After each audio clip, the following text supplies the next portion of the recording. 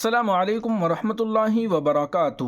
دارالعلوم دیوبند کے اندر مولسری کا کنواں، احاطہ مولسری کے مشرقی جانب میں ایک تاریخی کنواں ہے اور اسی کے ساتھ ساتھ اس کا پانی کھینچنے والا ہینڈ پائپ بھی ہے۔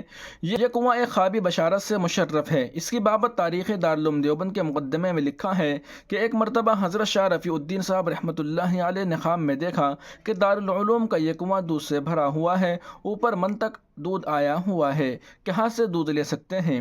اس کی من پر حضور اقدس صلی اللہ علیہ وسلم تشریف فرما ہے۔ سینکڑوں کی تعداد میں لوگ دودھ لے کر جا رہے ہیں، کوئی مشک بھر کر لے جا رہا ہے، کوئی بالٹی بھر کر، کوئی لوٹا بھر کر، کوئی پیالہ بھر کر، جس کے ہاتھ میں برتن نہیں وہ چلو بھر کر لیے جا رہا ہے۔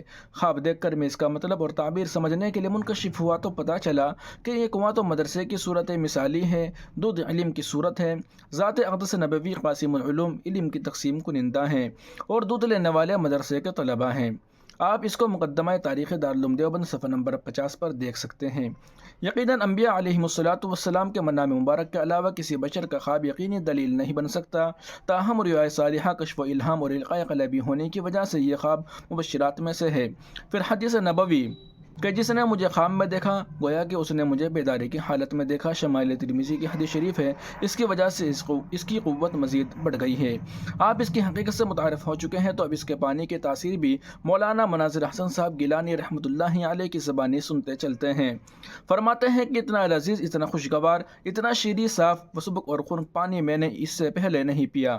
احاطہ دارالعلوم میں بیتے ہوئے دن آپ اس کا بھی مطالعہ کر سکتے ہیں اور یہ ماخوذ ہے ماہنامہ دارالعلوم دیوبند سے۔